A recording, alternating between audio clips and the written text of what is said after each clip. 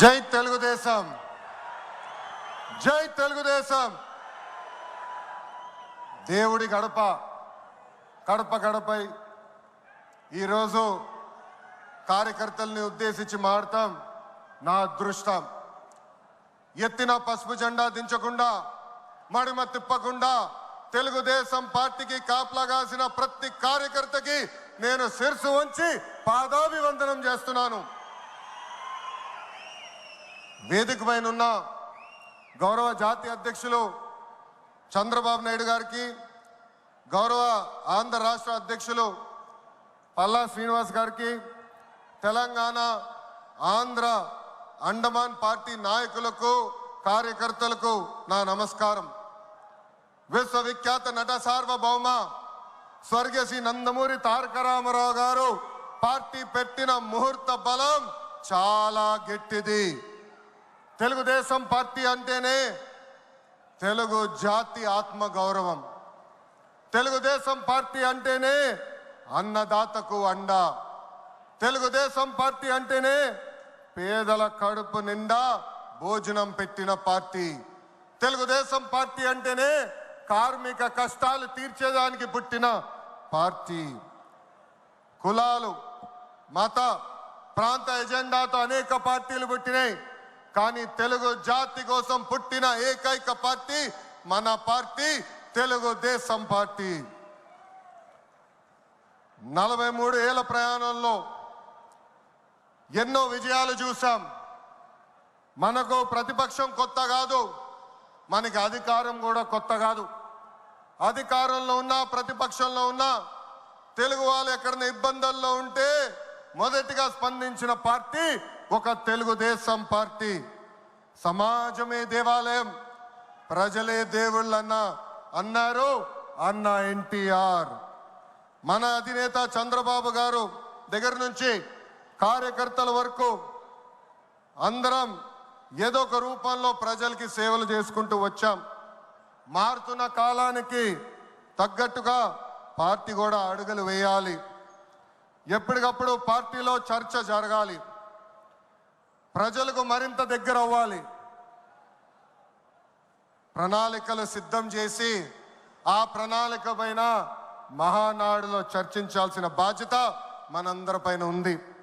Party మరొక 40 ఏళ్ల పాటు నడిపించడానికి అవసరమైన కీలక నిర్ణయాలు మనం ఈ మహానాడు వేదికగా చర్చించాలి. తెలుగువారి ఆత్మగౌరవం పార్టీ మూల సిద్ధాంతం. దీంతో పాటు మారుతున్న ప్రజల అవసరాలు తగ్గట్టుగా పార్టీలో కీలకమైన విధానం తీసుకుని రావాల్సిన అవసరం చాలా చాలా ఉంది. కాలం మారుతున్నాయి, ప్రజల అవసరాలు మారుతున్నాయి. వాళ్ళ ఆలోచనల విధంగా మనం నడవాల్సిన అవసరం ఉంది. అన్న ఎన్టీఆర్ హయాంలో ఆత్మ గౌరవం అనే నినాదంతో నియంతృత్వాన్ని మనందరం తరిమికొట్టాం. మన చంద్రన్న హయాంలో ఆత్మవిశ్వాసంతో తెలుగు ప్రజల భవిష్యత్తుకు పునాది మనం వేశాం. ఇప్పుడు అదే స్ఫూర్తితో ప్రజలకు, పార్టీకి, కార్యకర్తలకు మంచి భవిష్యత్తు అందించాలన్న లక్ష్యంతో సరికొత్త నినాదాన్ని రూపొందిస్తున్నాము. దీనికోసం 6 శాసనాలు నేను ఈరోజు మీ ముందు ప్రతిపాదిస్తున్నా. నా తెలుగు కుటుంబంలో భాగంగా ఈ 6 శాసనాలు ఉంటాయి. మొదటిది తెలుగు జాతి విశ్వఖ్యాతి, 2 యువగలం, 3 స్త్రీ శక్తి, 4 పేదల సేవల్లో సోషల్ రీఇంజనీరింగ్, 5 అన్నదాతకు అండగా, 6 కార్యకర్తలే అధినేత. ఇవి మన 6 శాసనాలు. మొదటిది తెలుగు జాతి విశ్వఖ్యాతి. నేడు దేశంలోనే తెలుగుదేశం వల్ల తెలుగు వాళ్ళకు ప్రత్యేక గౌరవం, గుర్తింపు వచ్చింది. ఆనాడు అన్నగారిని బర్తరఫ్ చేస్తే ఢిల్లీలో మెడలు వంచి తిరిగి ముఖ్యమంత్రి అయ్యారు అన్నగారు. అదే తెలుగు జాతి పౌరుషం. తెలుగు వారిని ప్రపంచంలో పెట్టింది మన చంద్రన్న. కులం, మతం, ప్రాంతం అతీతంగా అన్ని రంగాల్లో ప్రపంచంలోనే నంబర్ 1 స్థానంలో తెలుగు జాతి ఉండాలి. అన్ని రంగాల్లో మన తెలుగువారు ముందు ఉండాలి. ఇది ఎజెండాగా పెట్టుకుని మనందరం పని చేయాల్సిన అవసరం ఉంది. రెండోది యువగలం. తెలుగుదేశం పార్టీలో యువతకు పెద్ద పీట వేస్తున్నాం. వేదికమైన మీరు చూస్తే అర్థమవుతుంది. మొన్న జరిగిన ఎన్నికల్లో 164 శాసనసభ్యుల్లో 88 మంది మొదటిసారి గెలిచిన శాసనసభ్యులు ఉన్నారు. కేబినెట్లో కూడా తీసుకుంటే 25 మంత్రులకి ఏకంగా 17 మంది మొదటిసారి మంత్రులుగా కూడా నియమించారు గౌరవ జాతీయ అధ్యక్షులు చంద్రబాబు నాయుడు గారు. సీనియర్ని జూనియర్ని గౌరవిస్తాం, పనిచేసే వాళ్ళని ప్రోత్సహిస్తాం. గత ప్రభుత్వంలో ఒక HSBC Franklin Templeton Amar Raja జాకీని తరిమేస్తే మన ప్రభుత్వ అధికారంలోకి వచ్చిన తర్వాత TCS, LG electronics, NTPC, BPCL, Reliance CBG, Arcelor Mittal ఇలా అనేక పరిశ్రమలు ఆంధ్ర రాష్ట్రానికి తీసుకొచ్చాం. మెగా డిఎస్సి ప్రకటించాం. ఈ మెగా డిఎస్సి ద్వారా 16,347 ఉపాధ్యాయుల పోస్టులు వచ్చే నెల జూన్ మాసంలో కూడా మనం భర్తీ చేయబోతున్నాం. ఇంకా యువతకు 20 లక్షల ఉద్యోగాలు కల్పించే లక్ష్యంలో మన ప్రభుత్వం అడుగులేస్తుంది. మన రాష్ట్రంలో బలమైన యువశక్తి ఉంది. వారికి సరైన అవకాశాలు అందిస్తే దూసుకుని పోతారు. అన్ని రంగాల్లో వారికి ఉపాధి ఉద్యోగ అవకాశాలు కల్పించడమే మన లక్ష్యంగా పెట్టుకుంటున్నాం. మూడోది స్త్రీ శక్తి. అన్న ఎన్టీఆర్ మహిళలకు ఆస్తుల్లో సమాన హక్కు కల్పించారు. మహిళలకి ఆర్థిక స్వాతంత్రం ఇచ్చింది మన చంద్రన్న. గత ప్రభుత్వంలో శాసనసభ సాక్షిగా తల్లిల్ని అవమానించారు. సొంత తల్లిని చెల్లిని మెడబెట్టుకుని బయటికి గెంటేశారు. అర్థమైందా రాజా? అర్థమైందా రాజా? ఉద్యోగ ఉపాధి అవకాశాల్లో మహిళలకు రిజర్వేషన్, మహిళలకు విశ్వవిద్యాలయాలు, దీపం పథకం ఇచ్చింది తెలుగుదేశం. రానున్న రోజుల్లో మహిళల్ని మరింత బలోపేతం చేసి స్త్రీ శక్తి ద్వారా మనం కృషి చేయాలి.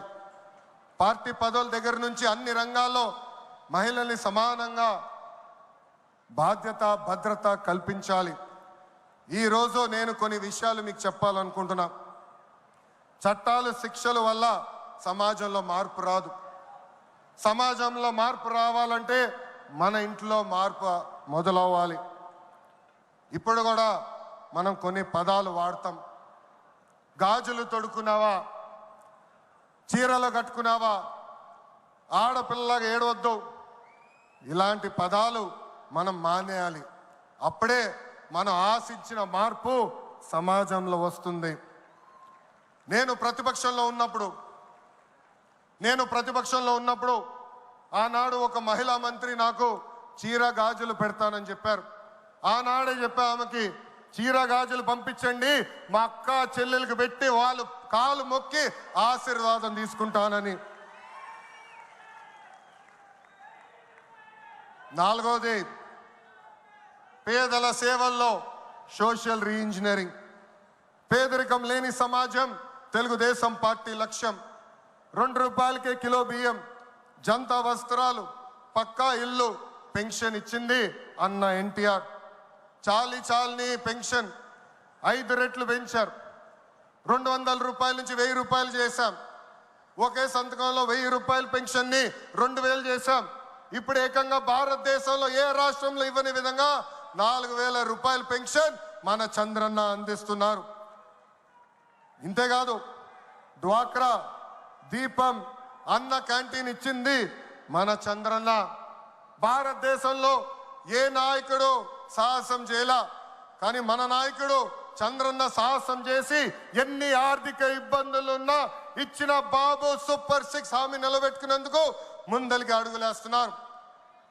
మన ప్రభుత్వ అధికారులకు వచ్చిన వెంటనే పెన్షన్ పెంచాం. మూసేసిన అన్న క్యాంటీన్లు తిరిగి ప్రారంభించాం. మెగా డిఎస్సి ఏర్పాటు చేశాం. వచ్చే నెలలో తల్లికి వందనం ఇస్తున్నాం. ఆగస్టు మాసంలో ఉచిత బస్ ప్రయాణం కూడా మన ప్రభుత్వం అందజేయబోతుంది. ఇప్పుడు ఏకంగా P4 కాన్సెప్ట్తో పేదరికం నుంచి కుటుంబాలు బయటికి తీసుకొచ్చేందుకు చేయూత అందిస్తున్నారు మన చంద్రన్న.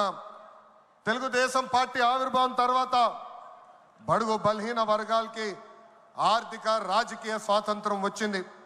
పార్టీకి పునాదిగా ఉన్న మన బీసీలకి ఏకంగా స్థానిక సంస్థల ఎన్నికల్లో 33% రిజర్వేషన్ అందించింది తెలుగుదేశం పార్టీ. అందరికీ ఆమోదంతో ఏకంగా వర్గీకరణ చేసింది కూడా తెలుగుదేశం పార్టీ. అందుకే ప్రతి వర్గానికి న్యాయం చేయాలి, సోషల్ రీఇంజనీరింగ్ చేయాలనే లక్ష్యంగా మనందరం పెట్టుకోవాల్సిన అవసరం ఉంది. ప్రస్తుత పరిస్థితుల్లో అన్ని కులాలకు సామాజిక సమన్వయం కూడా అవసరం ఉంది. ఐదోది అన్నదాతకు అండగా. రైతులు లేకపోతే సమాజమే లేదు. ఈ సిద్ధాంతం బలంగా నమ్మే పార్టీ తెలుగుదేశం పార్టీ. అన్న ఎన్టీఆర్ గారి దగ్గర నుంచి మన చంద్రన్న వరకు రైతుల జీవితాలు మార్చేందుకు కృషి చేశారు. డ్రిప్ ఇరిగేషన్ దగ్గర నుంచి ఇరిగేషన్ ప్రాజెక్టుల వరకు, సబ్సిడీ హార్టికల్చర్ వరకు ప్రోత్సహించింది తెలుగుదేశం. ఈరోజు మనం ఆక్వా, పామాయిల్, కోకో రంగంలో మనం నంబర్ 1 ఉన్నాం. మామిడి, జీడి పంటల్లో 2వ స్థానంలో ఉన్నాం. దీనికి కారణం తెలుగుదేశం పార్టీ. అన్నదాతకు తెలుగుదేశం ఎప్పుడు అండగా ఉంటుంది. పొగాకు, కొక్కో, మిరప ధరలు పడిపోతే ఏకంగా గిట్టుబాటు ధర ప్రకటించిన నాయకుడు మన నాయకుడు చంద్రబాబు నాయుడు గారు. బంగారం లాంటి భూములు మన రాష్ట్రంలో ఉన్నాయి. వ్యవసాయం కరెక్ట్గా ప్రమోట్ చేస్తే బంగారం పండించే శక్తి మన రైతుల దగ్గర ఉంది. అందుకే అన్నదాతకు అండగా అనే విధానాన్ని మనం అమలు చేయాలి. ఆరోది నాకు మనసుకు దగ్గర ఉండేది, కార్యకర్తలే అధినేత.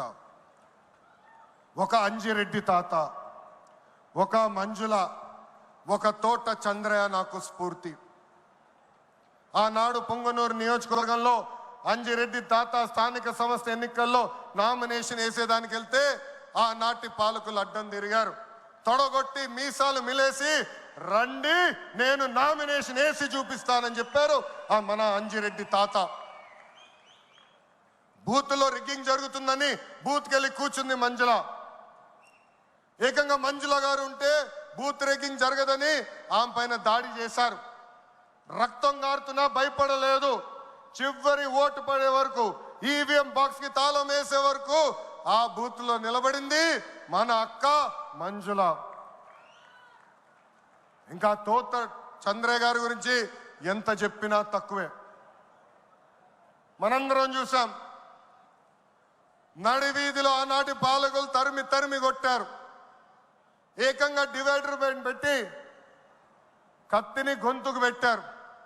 ఒక్కసారి వాళ్ళ నాయకుడికి జై చెప్పమంటే జై తెలుగుదేశం, జై చంద్రబాబు నాయుడు అని చెప్పి ప్రాణాలు పోగొట్టుకున్నాడు తోట చంద్రయ్య. ఈరోజు నేను ఈ సభాముఖంగా గర్వంగా చెప్తున్నా, ఆంధ్ర రాష్ట్రంలో ఎప్పుడు జరగని విధంగా తోట చంద్రయ్య కొడుకు కూడా ఈరోజు మన ప్రభుత్వ ఉద్యోగం ఇచ్చింది. అందుకే తెలుగుదేశం పార్టీలో కార్యకర్తలే మన అధినేత. ఈరోజు మేమందరం ఈ వేదిక మీద నుంచున్నామంటే దానికి కారణం తెలుగుదేశం పార్టీ కార్యకర్త చెమట. ఆనాడు చంద్రబాబు గారు ఒక్క పిలిపిస్తే బాబు షూరిటీ భవిష్యత్ గ్యారంటీ చేశారు. నేను ఆనాడు నియోజకవర్గానికి వచ్చి మాట్లాడా, శంఖారావం చేయాలి, ప్రతి గడప తొక్కాలంటే మీరందరూ తొక్కారు. అందుకే కార్యకర్తలందరూ చెప్తున్నా, నాయకుల చుట్టూ తిరుగుతాం కాదు, ప్రజల చుట్టూ తిరగండి, మిమ్మల్ని ఎత్తుక్కుంటా వస్తుంది ఈ తెలుగుదేశం పార్టీ. కార్యకర్తలే తెలుగుదేశం పార్టీ బలగం. దేశంలో ఏ ప్రాంతీయ పార్టీకి లేని విధంగా 1 కోటి మంది సభ్యత్వం, 1 కోటి మంది కుటుంబ సభ్యులు ఒక తెలుగుదేశం పార్టీకే సొంతం. పార్టీ ఆవిర్భావం నుంచి కార్యకర్తలకు అండగా నిలబడింది తెలుగుదేశం పార్టీ. నేను అనేక సార్లు చెప్పా, 2004లో ఆనాటి కాంగ్రెస్ పాలకులు అనంతపూర్ జిల్లాలో ఒక్కొక్క కార్యకర్తను చంపేస్తున్నారు. అది చూసి చంద్రబాబు నాయుడు గారు వాళ్ళ పిల్లలు ఫ్యాక్షన్లోకి వెళ్ళకూడదని ఏకంగా గండిపేటలో ఎన్టీఆర్ మోడల్ స్కూల్ ఏర్పాటు చేశారు. నాతో కన్నా కార్యకర్తల పిల్లలతో ఎక్కువ సమయమైన గడిపారు. ఆనాడే ఆయన అడిగాను, ఇది న్యాయమా, నాతో సమయం గడపాలి కదా అని.